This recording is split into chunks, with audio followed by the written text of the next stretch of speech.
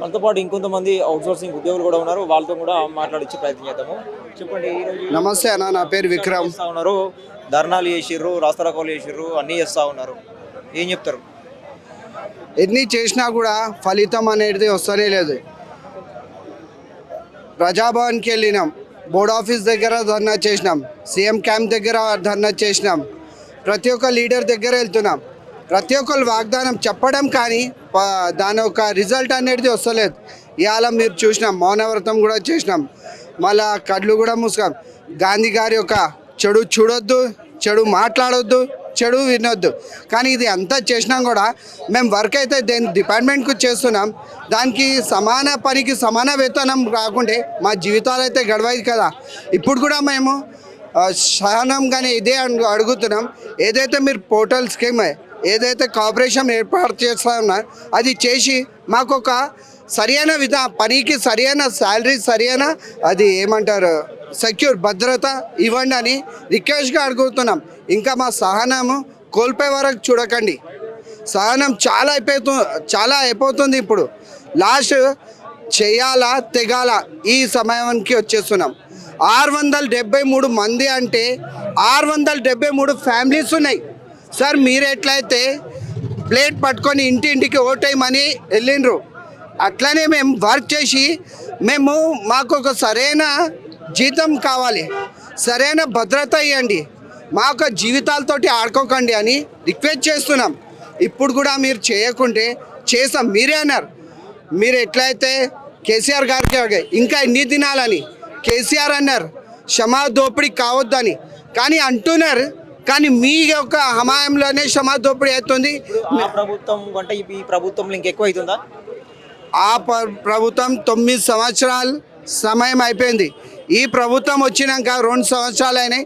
రాగానే వెంటనే నా ఒక మేనిఫెస్టో ఫస్ట్ ఇదే, వెట్టి చాకరీ తీసేస్తా, అవుట్సోర్సింగ్ కాంట్రాక్ట్ విధానం ఉండొద్దు అన్నారు. వచ్చి 2.5 years అయినాక రెగ్యులర్ కాదన్న, టైంకి శాలరీ రానియండి, రెగ్యులర్ వద్దు మాకు. ఒక కోఆపరేషన్ ఏర్పడి సరైన ఏజెన్సీ విధానం రద్దు చేసి మాకు టైమ్స్కి శాలరీ ఇవ్వండి. వర్క్ చేస్తున్నామన్న, 8 నుంచి 10 hours చేస్తున్నారు. ఇవాళ ఏమైనా ఆఫీసర్కి శాలరీ టైంకి రావాలంటే అవుట్సోర్సింగ్ కూడా పని చేస్తానే. ప్రతి ఒక్క డివిజన్లో, ప్రతి ఒక్క సెక్షన్, ప్రతి ఎక్కడ జిహెచ్ఎంసీ కానివ్వండి, మెడికల్ తీసుకోండి, ప్రతి ఒక్క డిపార్ట్మెంట్లో అవుట్సోర్సింగ్ వాళ్ళు వర్క్ చేస్తేనే వీళ్ళకి వచ్చేది జీతాలు.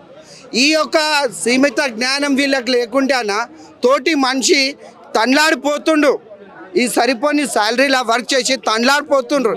మీ డిపార్ట్మెంట్లో ఎన్ని సంవత్సరాల నుంచి చేసే వాళ్ళు ఎక్కువ మంది ఉన్నారు? నేను 20 years అన్న, 20 years, 15 years, 18 years, 10 years, ఇంకా ఎన్ని సంవత్సరాలు కావాలన్నా? 6 నెలలు, 1 month, 2 months అంటలేం, 1 year, 2 years కాదు, 20 years సగం జీవితం మీకు బోర్డుకి దారపోచేసినాం. వర్క్ చేసి శాలరీ ఇవ్వండి అంటున్నాం, సరైన శాలరీ కావాలంటున్నాం.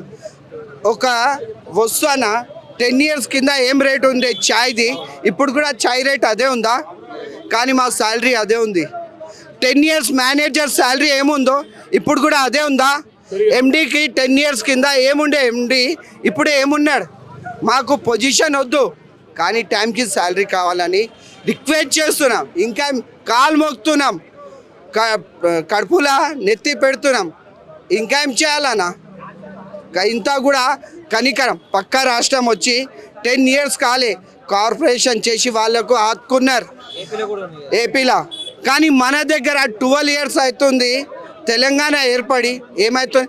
తెలంగాణ బిడ్డలకు న్యాయం జరగాలని తెలంగాణ వచ్చింది, కానీ ఏమవుతుంది?